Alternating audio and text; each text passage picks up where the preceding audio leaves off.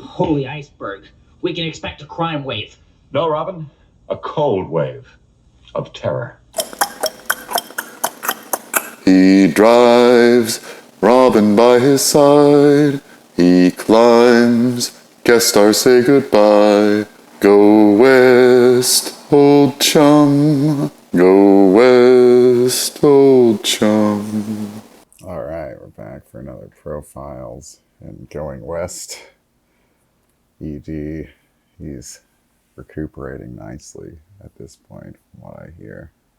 We'll be coming back at you with more episodes, but hell, I'm intoxicated. Let's watch some more Adam West. We're on episode 7. Got some ice skating rink.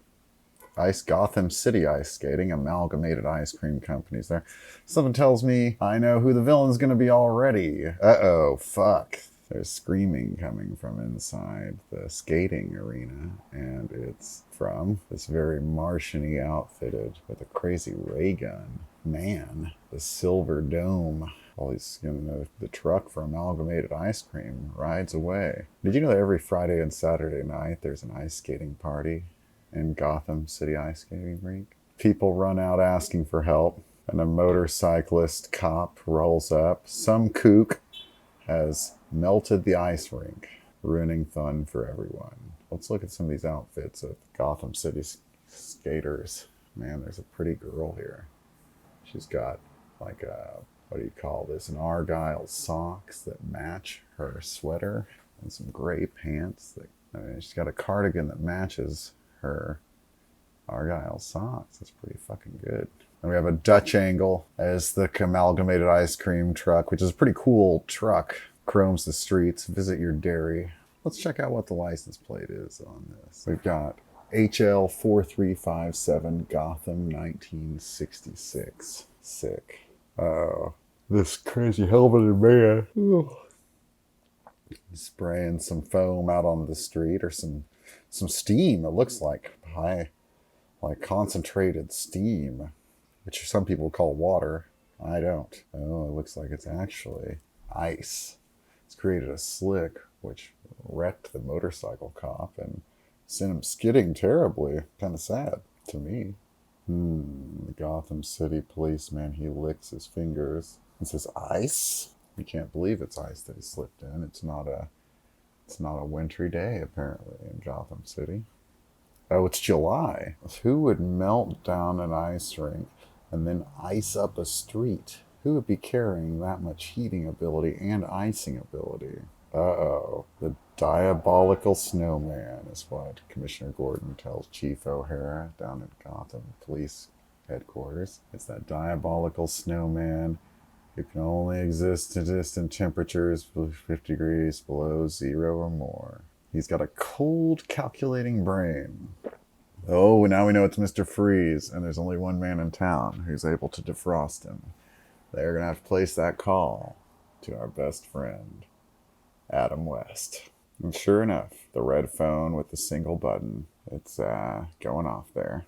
Alfred picks it up as usual, says he'll call him. Now we'll see what's going on this week. So now Robin is getting taught how to play baseball by some baseball players in the living room of Wayne Manor. Robin being Dick Grayson, as played by Burt Ward, and Adam West is watching. Let's see if these are famous baseball players or the Diamante Fastball Special is what the pitcher tells him when he tells Robin how to throw a pitch, lining up the seams and such, whatever.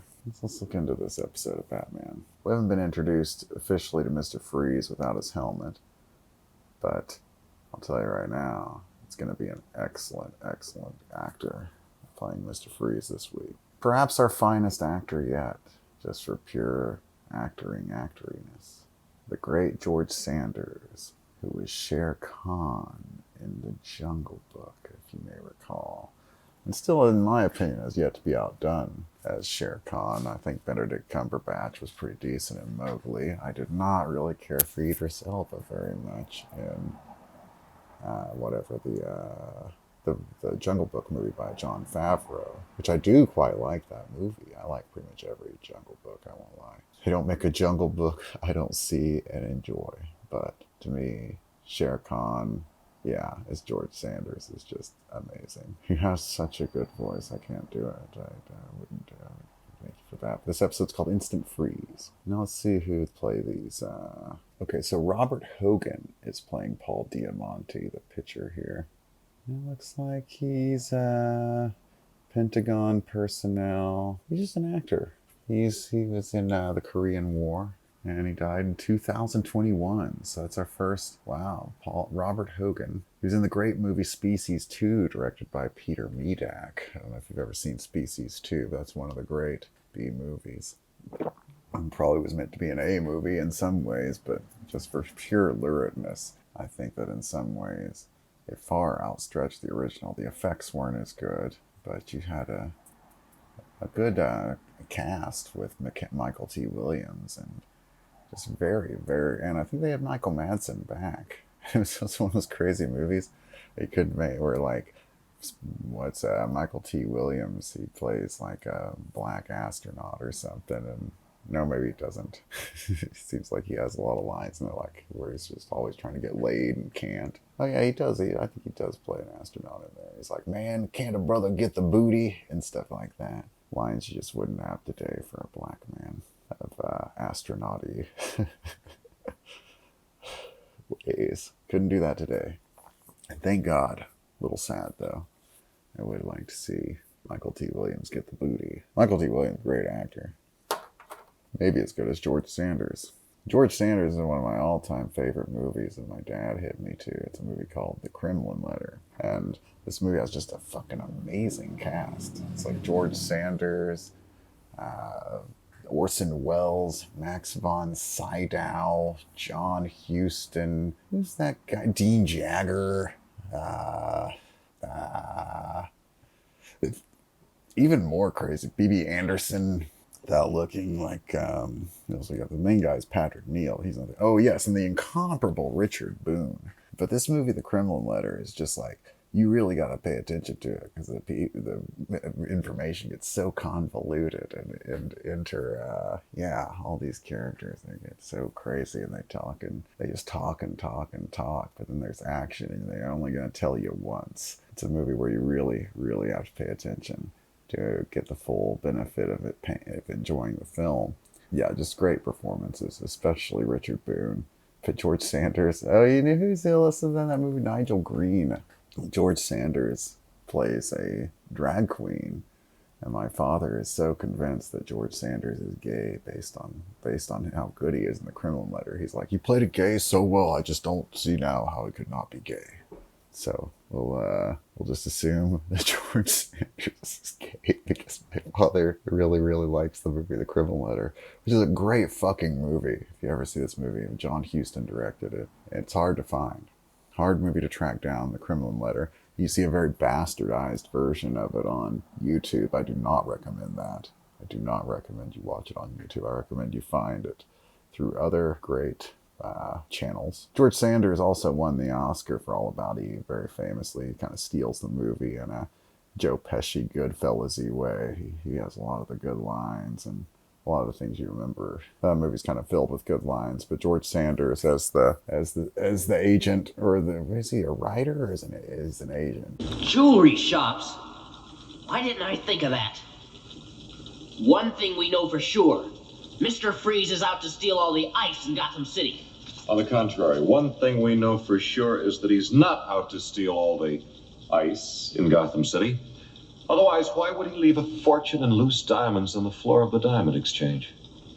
Yeah. I forget. But at any rate, he fucking steals that movie. We don't do a lot of research when looking into this shit. Alright, so they say that Diamante is the greatest pitcher in the world. The Gotham City Eagles is the name of the team. And the bat phone has come to relieve Adam West and Burt Ward from hanging out with the Gotham City Eagles. We got a pretty tame out. Oh yeah, we've seen this jacket before with the crest of like some kind of, we saw it last episode. Really getting lazy with this outfit for for Bruce Wayne. Not as cool as our next thing we need to learn about here. Also, George Sanders was the Shadow. The old Lamont Cranston, kind of one of the proto-Batman himself, would be, yeah, the Shadow. What is older, the Shadow or Batman? I'm guessing the Shadow. Or wait, wait. Was George Sanders the Shadow, or was he the Saint? Let's see here. Yeah, he was the Saint. I invented that he was the Shadow. Yeah, he was the Saint. So he was in something called, I think it was the Falcon for a minute as well. He'd have been a really good Lamont Cranston, though. All kind of the same. Lamont Cranston, Bruce Wayne, Simon Templar. All right, so now we have to cover more of, I don't know. Okay, so we have the Gotham City Eagles and Batman. The Gotham Eagles are going to leave so that Batman and... Today is particularly... Oh, chilling news. It's Mr. Freeze. Well, we knew that already. Now they go to their respective bat poles that are labeled. So this does make us question, who is the classic? So who's the Shadow? Let's find out who played Lamont Cranston. Lamont Cranston. Who played Lamont Cranston? It was Orson Welles. Wow, there you go. He was 22. There you go. Orson Welles, also in the Kremlin Letter with George Sanders, who was Mr. Freeze. If only they could have gotten Orson Welles and George Sanders and Adam West all together. Boy, what a movie that would be. All right, now we're back in the Batcave, and they get in the Batmobile. The atomic batteries are powered, and the turbines are to speed.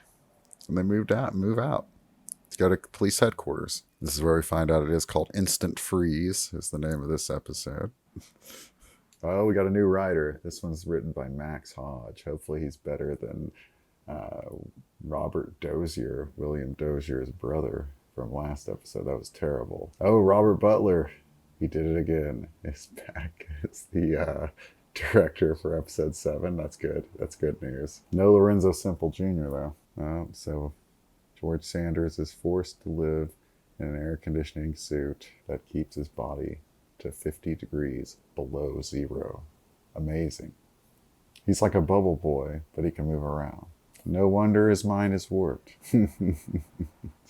I guess Mr. Freeze, he wants Batman to know that he's in town because he wants revenge on Batman. And Batman doesn't blame him. Wow. So I guess that Batman, he spilled Instant Freeze all over Mr. Freeze when they had a fight before. So I wonder, they had a fight in his laboratory. I wonder what his gimmick was before he was frozen. Like, do you think Batman just was fighting him because he did something else bad? Yeah, but it was an accident. But Batman still beats himself up about it. He was experimenting with instant freeze solutions that were devilish for some criminal purpose. No one knows. Batman doesn't really just want to reform Mr. Freeze. He wants to cure him. He wants to use all of medical powers to bring Mr. Freeze. But the Chief O'Hara fears they're wasted because Mr. Freeze is evil. So Batman thinks not only revenge, but cash might be Mr. Freeze's thing because his suit is so expensive and his whole environment is expensive. So there's going to be a crime wave, but Batman, oh yeah, Robin says they could expect a crime wave, and Batman says no, they can expect a cold wave of terror. So now they go back to check out the anti-crime computer in the Batcave, but now we get to see the crazy lair of Mr. Freeze. We see some frosted trees and some kind of, looks like a very funny model of Mr. Freeze's super air-conditioned mountain hideout. This is one of my favorite things here on kind of some proto-Tron kind of stuff here on these Batman Mr. Freeze sets, is that one part of Mr. Freeze's set will be red. And it looks like, I wonder how they did this effect. There's just a section of the film they make red.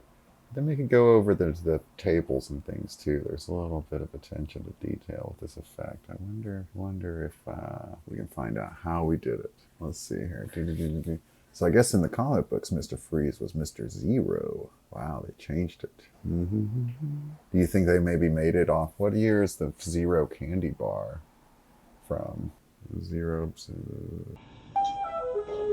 Oh, how delightful. I wonder what cut of beef this is.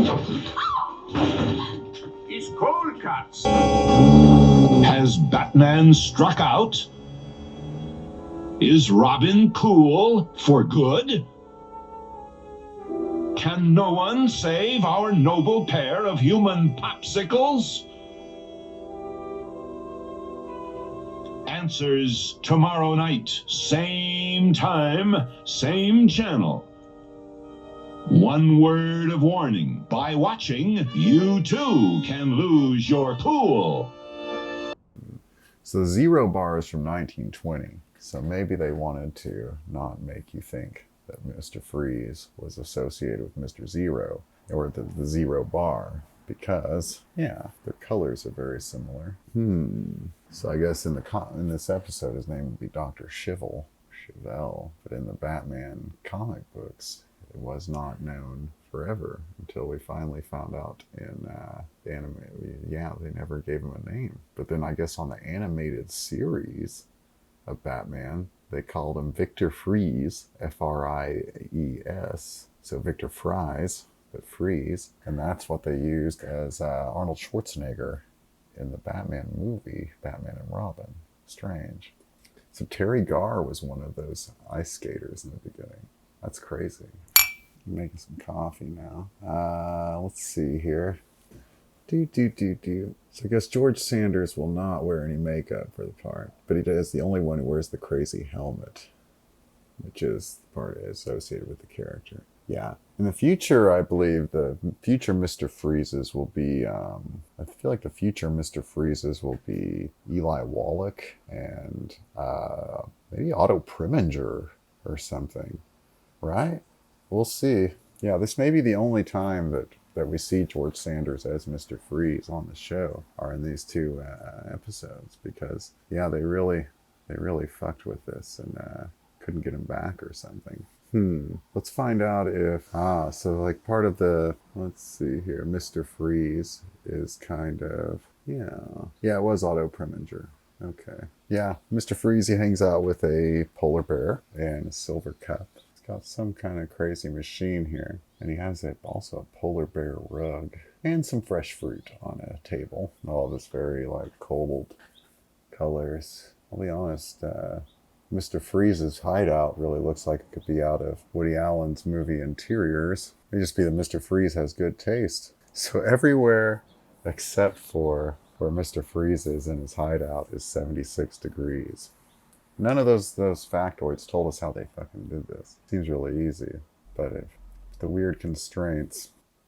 So Mr. Freeze has hired 5 Batmen and 5 Mr. Freezes for some kind of caper this afternoon, for which he needs an aeroplane.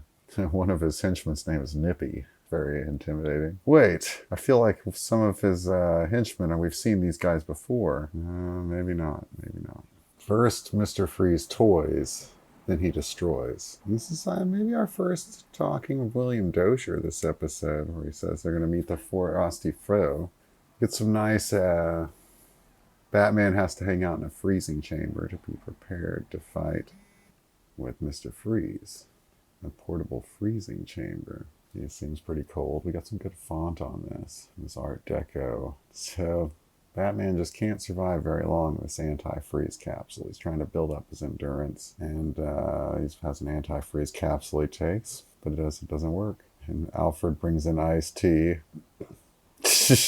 and Batman says, "Hey, how about some hot tea instead of iced tea?" But Alfred also has hot tea. What the fuck? Why did he bring him iced tea and hot tea? Maybe the iced tea is for Robin, and the hot tea is for Batman. This is very strange. Like, how would you like a glass of iced tea and some hot tea? Very wacky. So, once again, Alfred, just a strange cat. So Batman, he drinks some hot tea, gets warmed up. And Alfred has surmised from newspaper articles that Mr. Freeze is back.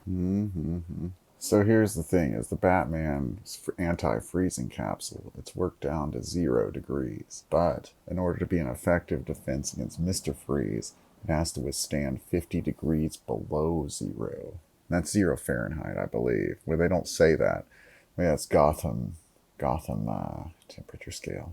Mighty chilly reception. If they can't get down to 50 below 0. That cold westerly wind. Batman's really chilly. He needs that hot tea. He's freezing.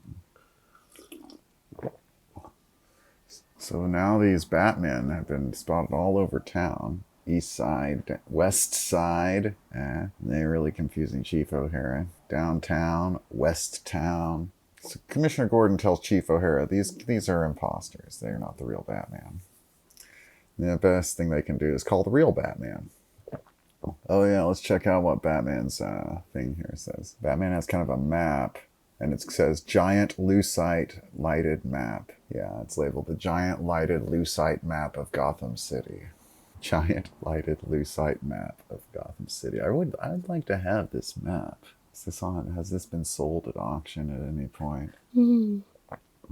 Alright, the Batman is keeping track of his own movements about town, as reported by Chief O'Hara. He says, move me in from 59th Street to 57th Street. Robin makes the marcations. So all the Batmen are moving towards us somewhere. Leaping Lumbago. All these Batmen are leading to the Diamond Exchange, which are, in the vernacular of the underworld, Adam West points out, ice. Diamonds are. Alright, so now the Gotham... yeah, we looked at the Gotham license plate before. Let's just make sure. For 2F3567. That's the classic, if you're got the, what is it? Trivia night. What was Batman's license plate? It's 2F3567 Gotham 1966. Now we go to the Diamond Exchange in Gotham City. And Mr. Freeze and his guys, who have to dress really warm for July. They gotta wear sweaters and turtlenecks. It's probably a big drag being Mr. Freeze's henchman. Although with the blue freezy colors, they do kind of mesh in some way with the pastel world of the Batman. But that's okay. They have the Star of Kashmir, which I think was like the Sapphire of India. Then Mr. Freeze, he freezes this freeze rays, this thing, and it makes it explode. So Mr. Freeze just freezes the lock of the safe with his freeze gun and then melts it. Oh yeah, so I guess he has a melting part there. That's what he did with the other thing, didn't freeze it. Yep. He doesn't want the chicken feet of the diamonds. He just wants that Star of Kashmir, the big diamond. The most valuable diamond in the world. It's the second most valuable diamond in the world. The bank teller tells him, or the Diamond Exchange teller. George Sanders tells the security guard, 9-9, no guns, and freezes him. Mr. Freeze, he says no ordinary guns. His henchmen are all holding guns, and he tells them no, not to do that. Oh, now we get introduced to the 5 Batmen. Let's see how good of a match they are for Adam West. And 5 Mr. Freezes. Let's see. I'd say the one on the left might be a little hefty to be a double for Adam West. The one on the far right, that one looks pretty much like Adam West in a way. I could see that one's probably our closest match out of these 5. Some of them didn't seem like they tried very hard to get a good Adam West double. Seems like whoever around Gotham could afford a perfectly good Batman costume. I guess all these guys, look how they match. I wonder if they had to see who would fit into Batman's underwear for these. Yeah, some of these guys, these Batman costumes, I guess they probably tailored them all just for this scene. 5 utility belts. Yeah, very interesting. Yeah, they made all these boots. Yeah, I don't know if these boots even fit these guys. They probably all fit Adam West.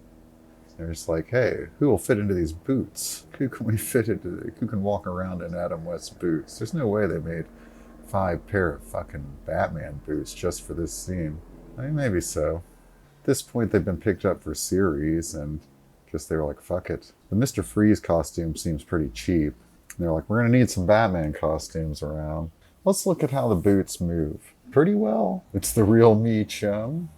So Batman and Robin, they crash in on the proceedings here, and they get in a fight with Mr. Freeze's fake Batman. And you think if you just hire 5 Batman impersonators, why would they fight Batman? Well, you got to pay him extra. We get very little on him out of here. We get a crash. We get a thwap. Mr. Freeze just kind of watches these party cosplayers have to get beat up by Batman. There's an oof. It's kind of mean. I hope these guys got paid extra. We got a biff, a pow. Mr. Freeze, not a very nice guy. Kind of twisted. So Mr. Freeze and his actual henchmen are getting away. And they freeze up the Batman's under the hood of the Batmobile, freeze up his engine block. We'll have to warm up the car for a while to get it started, get it going. You have to warm up the car in the morning, pump the gas a few times, inject some fuel, turn the starter crank. So the turbines have been iced, and there's a skywriter that says, "Strike one on Batman." He's fucked. Enter bat sorter anti-crime computer is at effect in the Batcave. Let's not tell him where he's going to strike next. Oh, the Bat computer says that Mr. Freeze is going to start robbing jewelry shops. And Robin's like, "Doe, I should have thought of that. He's out to steal all the ice in Gotham City." On the contrary, Adam West says he's not out to steal all the ice because he ignored all the loose diamonds when he only wanted the big diamond. So he doesn't want all the ice, he wants the best. Batman's got some cards of the most expensive diamonds in the world. And now on the giant lighted lucite map of Gotham City, there will be... So all of these are all in Gotham City. The Devil's Teardrop from Look here. The most valuable diamond in the world is not in Gotham City at all. Giacchio Circular. You'll definitely have to pull this audio. So Princess Stephanie of Monaco. No, wait. It's Princess Sandra of Molino, the Principality of Molino. So Stephanie Powers. Wait. I'm never been more confused. Oh, there's going to be a charity baseball game tomorrow afternoon, and Princess Sandra is going to fly in for it. And she's arriving tonight. Batman and Robin get to the Batmobile. Yeah, so this is like Sandra Carlson from Brooklyn. She's now Princess Sandra.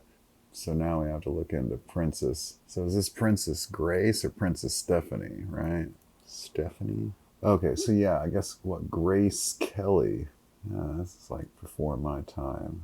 Let's see here. Grace Kelly became Princess Grace of Monaco. And Princess Stephanie, what is her name? She would be the youngest child. Okay. So this is off of Princess Grace. She's at the something. She at the Gotham Arms Hotel? Or do we know where she's at? Yeah, the Royal Suite of the Gotham City Hotel. So this is not where they had what's-her-face stay. Amber Dawn or whatever. She's there, she's having a party. This looks very much like that same set though. So far. Maybe just always. Who do we have playing Princess What's-Her-Face? Princess Sandra is Shelby Grant. It's an R. Van Flint. Fantastic Voyage. Not too many credits. Only 13 things was she ever in. She lived to the ripe old age of 74. Died 10 years ago. 30 people are expected at the Gotham City Hotel for her party. She has an air delivery that says, "Keep frozen, Air Express, beef from Molino." She wonders what cut of beef this could be. Well, it's the beefiest cut, cold cuts, says Mr. Freeze as he bursts out of the crate. Cold cuts. So the Royal Suite had a special alarm system that Batman told them to install. Now they're going to have to pull that evasive turn. Weren't they already going there? Why do they have to turn to go to a place they were already going? They've had to pull their crazy... We had the crazy bat turn. We just needed to see it. Mr. Freeze is having some fun with everybody. And his henchmen have a good laugh. They want the Giacchio Circulo. The diamond. Hard to imagine why future Mr. Freezes didn't have to wear this helmet. Hard to imagine a man who won an Oscar and played the not Lamont Cranston, Simon Templar in so many films would not want to wear a helmet. I don't know. Wunderbar. Tell Batman what happened. I'm stealing this diamond. So his name's Dr. Schimmel, alias Mr. Freeze. Yeah, I think on the... I think it's a shivel. This says Schimmel. Seems to be some... Let's listen to this really carefully to what we think Batman says here. Sounds like Schimmel to me, not Shivel. I can see why they're confused though. I was shooting some hoops today and I got a nice crack in one of my hand calluses that is bleeding nicely. Nice and painful. Batman and Robin burst in, and Mr. Freeze does get a nice getaway there. Blasts at them, sets fire to some drapes. Safety of the hotel guests first. So he doesn't kidnap her or anything. Batman has a hard time putting out that drape. Takes him a while, but the fire's under control. Mr. Freeze says he doesn't want to kill Batman when Batman and Robin run out to try to catch him. So instead, he freezes them and runs away. Oh, wait, no. Oh, a Skyrider comes by and says, "Strike two, Batman." So that's pretty crazy. So Mr. Freeze, he had a Skyrider come by to fly over and say, "Strike two, Batman." But the guy actually showed up at the wrong time. That's pretty neat, because Mr. Freeze is like, so he has to apologize. He says he wanted to toy with Batman a little longer, but that's how the ice cube crumbles. Yeah. He didn't actually plan to have a chance to murder Batman so early in the picture. He called out that Skyrider prematurely, and good acting by George Sanders to seem surprised by the Skyrider or perturbed. Has Batman struck out? Is Robin cool for good? Can no one save our noble pair? Is Robin cool for good is a classic William Dozier. One word of warning. By watching it, you too can lose your cool. Very cool. That's the best thing we've had yet. Alright, so now we'll go to, that was the end of that one. We'll have episode 8, which is known as something else. This one's called Rats Like Cheese. Shivers it must be. He's after some big ice cubes. We cooled the guard. Gave everybody the slip. Yeah. Curse is foiled again. Damn, the Batmobile's cool. Blow coal. Horrors. Frozen stiff. But wait, the most chilling is yet to come. The first variation on The Worst Is Yet to Come by William Dozier here that we've seen on the show. Rats Like Cheese.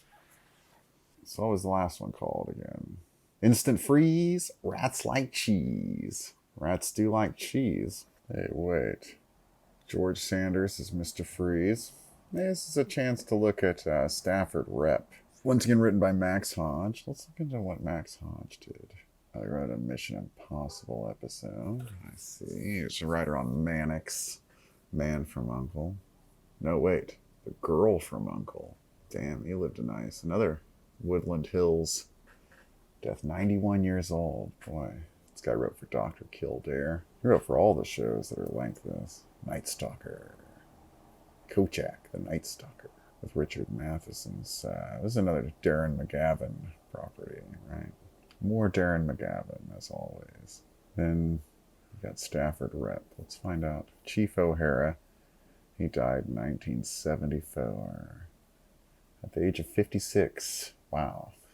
Known for Batman, and Playhouse 50. Wow. So he shows up in The Other Side of the Wind as well. That's our second guy on this show that pops up in The Other Side of the Wind. Looks like he played a priest on an episode of Kung Fu. Had several roles on Gunsmoke, spanning 15 years. He's on a Banachek as the police chief. He was on An I Dream of Jeannie, of My Three Sons, with the great Fred McMurray. Well, Bob, I used to watch me some My Three Sons on Nick at Night. Let's see, he was in The Brothers Karamazov in 1958. Is this The Brothers Karamazov with William Shatner? We have already seen icy pavements in July.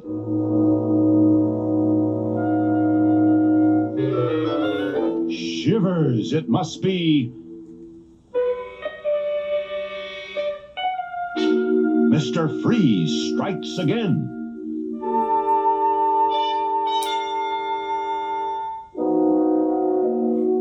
He's after big ice cubes.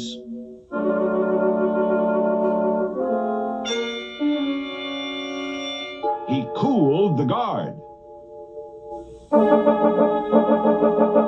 He gave everybody the slip. Will the real Batman please stand up? Curses foiled again. But wait, a new clue. A princess in distress.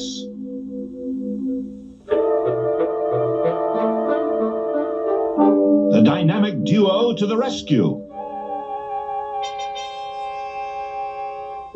Blow hot. Blow cold. Horrors frozen stiff.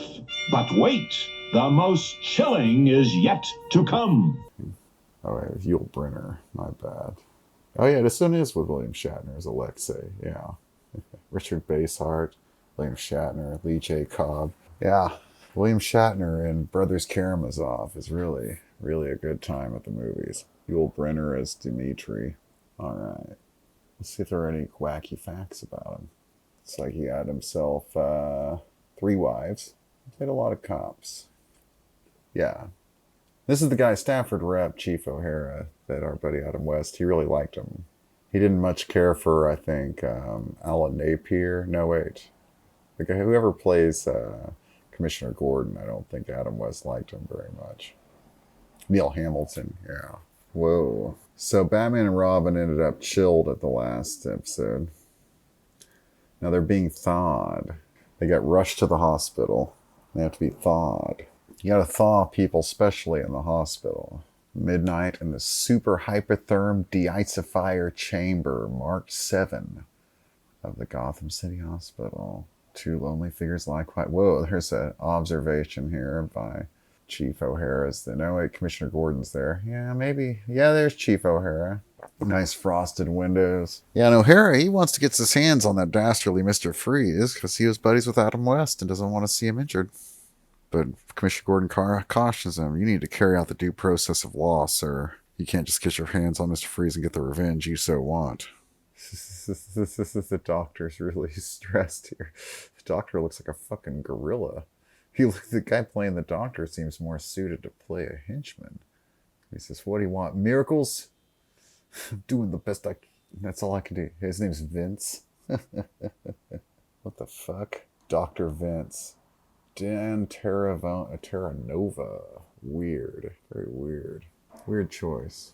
This Dr. Smock is pretty crazy. He's trying to raise their temperature gradually enough. Dr. Vince. Dr. Vince seems more like the kind of guy where you'd meet him at a pool hall and he'd be selling you some special medicine. Dr. Vince. I believe Dr. Vince was the model for the character Vince in The Color of Money, the 1986 Martin Scorsese film, based on material by Walter Tevis. Based on Vince from Batman. Dr. Vince. So Batman and Robin are alive. Mr. Freeze is finding out in his lair. I really like the exterior shot of Mr. Freeze's lair. I really like everything about Mr. Freeze's lair. It's pretty badass. From its wonderful decor inside to its wonderful decor outside. One of his guys is named Mole. It's Nippy Mole. I don't know. He's got his legs kicked up. Oh yeah, he's got to make it warm enough for Mole to come in. Operation Big Diamond is accomplished. Where do you want the diamond? In here, where I can see it. Mr. Freeze says he's gonna kill Batman. And to get back the big diamond, Batman will have to die. Die. Ah. So Princess Sandra Princess Sandra from Molina's hanging out with Adam West in his special skybox. Ah. A charity baseball game. Nice. Oh, he has a private box, not a skybox. Yeah. Probably way closer. One time I did get to hang out in one of those fancy sky boxes at a sporting event, and they had like the shrimp on ice, like a massive shrimp thing. I really like shrimp. And then they also had a beer. I had a beer, but I was only 20. I wasn't old enough to drink the beer legally, so I drank it illegally. Really got away from them. So we have a charity match between the deadliest rivals in any baseball league ever. Oh, well, I mean, if they're deadly rivals, why is Aunt Harriet there? I guess this must just be sporting deadly, not the kind of deadly that Batman deals with. I mean, here, Batman's got a cool plaid jacket. He's got his red thing here. He's got his, he's got his ascot, some gray trousers. His, what do you call this? His pocket kerchief there. Maybe plaid itself. Holy shit. And she throws out the first pitch ceremonially, not from the pitching mound, but from the box. What? So Princess Sandra throws it out and she says she may not have the greatest figure, but she does have a few curves. By which she means throwing a curve ball. We have some stock footage of a baseball game. And play ball. Team takes the field. Probably the Gotham City Eagles. Hopefully Diamante. These look like the LA Dodgers. Adam West is sorry that she got robbed last night. She's just glad Batman and Robin are still alive. She'd give anything to meet those guys. She means socially, not sexually. Batman says perhaps she may someday. So I guess we must be. She says she's dying to see Paul Diamante pitch. So unless he's a relief pitcher or closer, one would have to say that it's probably not the Gotham City Eagles on the field because the game's already underway. So they would have to be the home team, of course. So who knows who we've been seeing? Well, I mean, the home team bats second. So the Gotham City Eagles are apparently on the road, but it is a charity match. Because she would already be seeing Diamante pitch. If he's the best pitcher in the league, he'd probably be a starter. Especially in this era. In 1966, I don't think that your best pitcher in the entire league would be a relief pitcher. Oh, wait. She asks if Diamante is as good as they say. His name's Diamond, too, like the big diamond. And Robin says he's real cool. He's better than they say, like, real cool, ma'am. I mean, your royal highness. He's a little giddy, having to talk to the princess there, old Burt Ward. There's a change in the lineup. So Denny Allen is going to place in the place of Paul Diamante. Apparently, they don't know what happened to Paul Diamante, the announcer says. He's being replaced. They don't know why. Uh-oh. And we have a message from Mr. Freeze and Skywriting. 3 strikes, you're out, Batman. And Robin makes the connection that Diamond and Diamante are the same. And Adam West, he says, fuck, we have a Bruce Wayne Foundation board meeting. Let's get out of here. Aunt Harriet says, well, I never. Now we're going to go to Commissioner Gordon's office. They only have one clue, according to Diamante's landlady. 3 disreputable men. So this one, Butler does a good job directing. I mean, and what's his face? This is a good episode as far as moving things along well. A lot better than the ones with Joker last time. Let's see here. We've got, what's his face? Neil Hamilton as Commissioner Gordon is once again looking happy to spit out this dialogue quickly with a straight face. This whole episode has the right tone again. People really were not into that last one. 3 rather disreputable men visited the apartment this morning of Diamante, and when she went to clean up the apartment, no Diamante, only this note. You'll soon hear my terms. And an icicle was left. But not a real icicle. One made out of glass, probably. Or something. Batman might need to go analyze this. And he gives it back to Chief O'Hara. But a call comes in to Commissioner Gordon's office. He puts it on the intercom. And it's Mr. Freeze. And Commissioner Gordon lets him know Batman and Robin are there and Chief O'Hara. And he says, Mr. Freeze says, I'm here with your most precious diamond from the baseball diamond. So not only is Diamante's name Diamond, baseball is played on a diamond. And Mr. Freeze has the diamond. Paul Diamante says, this kooky character has him hold up here in the wildest pad. He got chloroformed this morning, he doesn't know where. So Batman wants to negotiate with Mr. Freeze for the release of Diamante. And this is interesting because I think Mr. Freeze is maybe supposed to be Russian, but he has a German accent, and he says he wants not one single mark or cent for him. He should be asking for rubles. He wants 1 baseball pitcher in exchange for Batman. And of course, Commissioner Gordon's like, no, don't.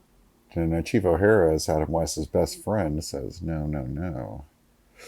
I mean, Burt Ward's probably Batman's Adam West's best friend, but Chief O'Hara is not far behind. But Batman is gonna says that Diamante needs to live to inspire the youth of today will be the men of tomorrow. In a way Batman never could.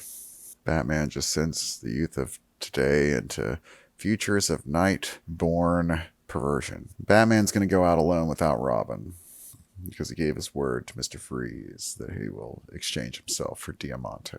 Sad but true. Hot flash for chilly Mr. Freeze. Was Robin just stand by? And Alfred has a, it says, Alfred has a treat for Robin. It says, if Muhammad won't come to the mountain, Master Dick, the mountain must come to Muhammad.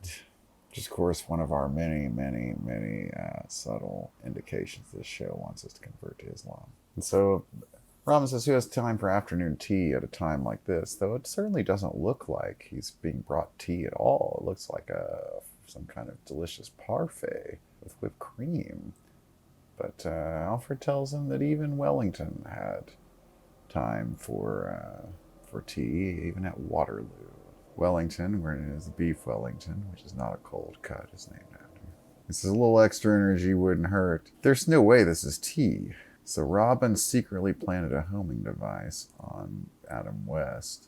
Well, Alfred doesn't know about bugging Adam West without his knowledge, but Burt Ward says, yeah, please. He says he's out in the middle of nowhere. Batman's out in the middle of nowhere right now. And a helicopter comes in, and Diamante gets off the helicopter, and he's bound and gagged, and he's drugged. And Adam West says, take it easy. He's very, very clearly ADR'd in. He's ready to fulfill his part of the bargain. Do with him what you will. And what they will is beat him senseless, and then throw him into the helicopter. Helicopter takes off. Mr. Freeze is a pretty honorable villain so far. Doesn't steal all the ice. Gives Diamante back. He doesn't really harass the ladies too much when he goes into that thing. Seems very conscientious in a way. He doesn't want any real guns. I feel like Mr. Freeze is our most sympathetic villain yet. Which is funny because Chief O'Hara and Commissioner Gordon really had like less faith in him being rehabilitated than any of our previous criminals yet, I feel like. So Batman's recovering from being beaten to senseless in Mr. Freeze's mountainside retreat now. Mr. Freeze has the utility belt, and he has not taken this opportunity to unmask Batman. He does hang out with some sides of beef. He's got a lot of some poultry. He's got a lot of meat here. It's like a butcher shop. Oh, I guess he has Batman in his pantry or something. Batman's in the heated area, and he tries to attract. I wanted to point out that he keeps it at 76, which seems a little warm. Like Mr. Freeze thinks that everybody, what is the proper temperature? I think it's like 69 or something. Wait, what is the optimal temperature for home? Oh wow, it's between 70 and 78. Okay, so 76 would be right in there. I think say 72 is one of the best. In winter between 66 and 72. So I guess 76 would be a good temperature. I consider that a little warm. But what do I know? Mr. Freeze says you don't want to go from 76 to 50 to below zero. Very dangerous system. Yeah, and as Batman learns, because he can't just listen to Mr. Freeze, he has to be a fucking idiot. And he reaches out there and he gets all cold. He says, even through your gloves, Batman, the cold air penetrates like 1,000 needles. And Mr. Batman's like, you're right, you cold fish. What's next? Oh, he'll tell you what's next. He says, ultimately, Batman, you'll die. How, when, where? Mercilessly fast, agonizingly slow. That depends. So Mr. Freeze isn't really sure how he wants to kill Batman at all. He's like, it just depends on how I feel when it's time to kill you. I don't know when it will be. And Batman tries to attack him and get the utility belt. But it's fucking up Batman terribly. And Mr. Freeze like, you fool. They're freezing your lungs. Cold, frigid, frosty air, freezing your lungs, solid like icicles. Now you know how I feel when the world's warm and I can't breathe. Like you cannot now. You are freezing, yeah? If I choose, I can make you freeze to death. But not yet. Not yet. You must not die too easy. So now Mr. Freeze, by making things painful for Batman, he can decide where Batman can go and where he can't. Really controls him now. Yeah, here we go. It's like, hey, Batman, go through this door. I control you now. He's made a whole warm. Now Robin's trapped too in this warm room. If there's some food in there for him. Yeah. So Mr. Freeze, when Robin tried to find Batman and rescue him, Mr. Freeze got the drop on Robin somehow. We don't know how. Now he's got both of them then. He's eating dinner with them now. They're not talking. Batman wants him to let Robin go. His only crime was disobedience of Batman, which is the highest crime of all. So, but unfortunately, Robin found the hideout of Mr. Freeze. So he's fucked. And Mr. Freeze brings in some baked Alaska for dessert and some special liqueur, chilled ever so slightly. Maybe I'll have some scotch, which was a Christmas gift from my brother Rico. Let's see here.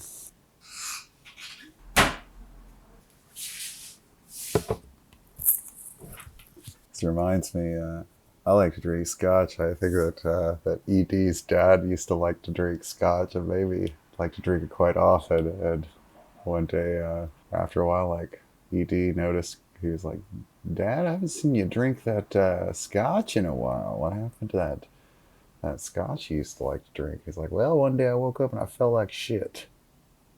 He just never drank it anymore after that. Speaking of things that don't make you feel like shit, still no movement on that Del Rancho, and I'm out of Del Rancho sandwiches, which really pisses me off. Mr. Freeze is pretty pissed that he has to destroy such charming people, and Batman's like, "Give yourself up, Mr. Freeze. We can get you medical help." But Batman, he really...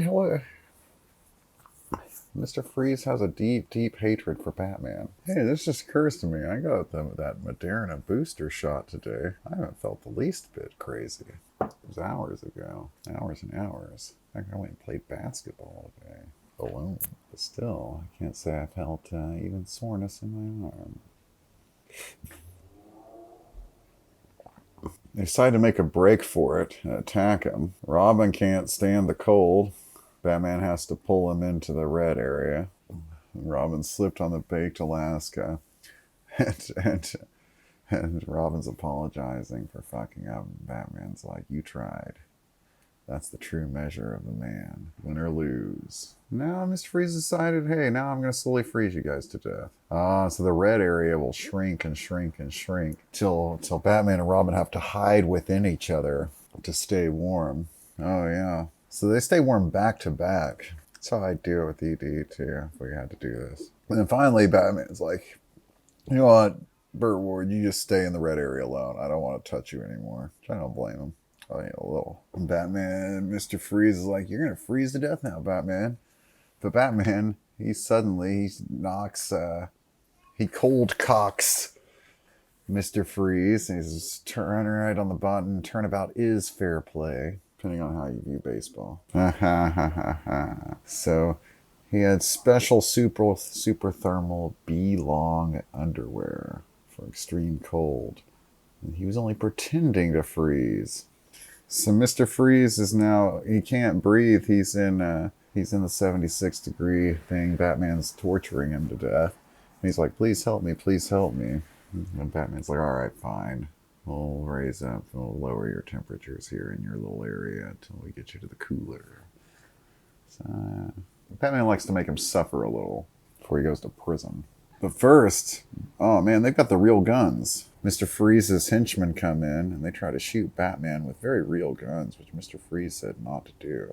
But Batman's got them in the cold area, so they can't fire for shit. Batman makes them drop their guns for free. Wait, Mr. Freeze is like, no, don't drop your guns. Now suddenly I'm into guns. Oh, and they raise the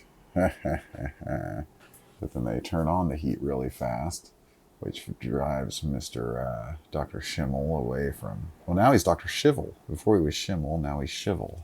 Let's see. Now he's very clearly Dr. Shivel now. Driven a wedge between he and his men with the heat. Then they turn the cold back on for him. The cold is still on his men, which must be freezing them terribly. Oh no, he brings the henchmen into the warmth, and there are 3 of them, and Batman and Robin. He says 2 against 3. I'd say the odds are even. Odds are even. I like it. Biff. Strike up the band for some Biff. Wham. Sock. Pow. Zam. Crunch. Zlonk. That's a good one. And Chief O'Hara and his men show up. They found their way. He's like, what? And Robin's like, what took you so long? And Chief O'Hara's like, sorry, we took a wrong turn off Route 49. And Robin called him over an hour ago. He gives him a aw shucks kind of shrug old Burt Ward does. Now Princess Sandra is going to say cheese with Commissioner Gordon at the end, and Diamante at a party. And she says, no, I'm not going to say cheese. I say Mr. Freeze to smile.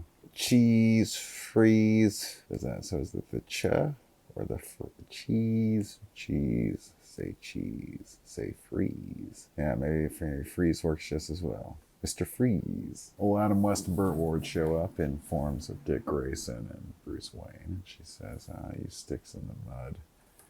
You really fucked up here. You ruined the party.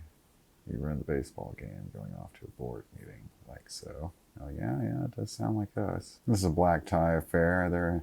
Bruce Wayne's in a traditional kind of James Bondy or bow tie tuxedo, but Dick Grayson's in a traditional necktie. Yeah, Bruce Wayne's in like a 3-piece tuxedo. He's got a vest, not a cummerbund. And the dessert at the party is baked Alaska, which Dick Grayson has no appetite for.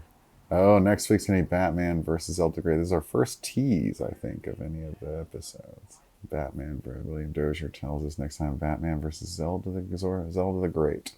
And that brings us to the end of episode 8 of Batman. Dan Terranova's Dr. Vince was definitely a highlight. Batman. Is there a chance? What do you want? Miracles? I'm doing the best I can. The best I can do, and that's all I can do. Easy, no, Vince. This has been tough on all of us. I can just raise their body temperature gradually enough. There's an outside chance, but it's tricky. 1 degree too much, too soon.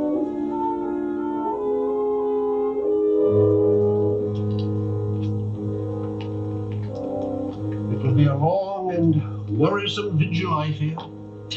2 such magnificent specimens of manhood. Why,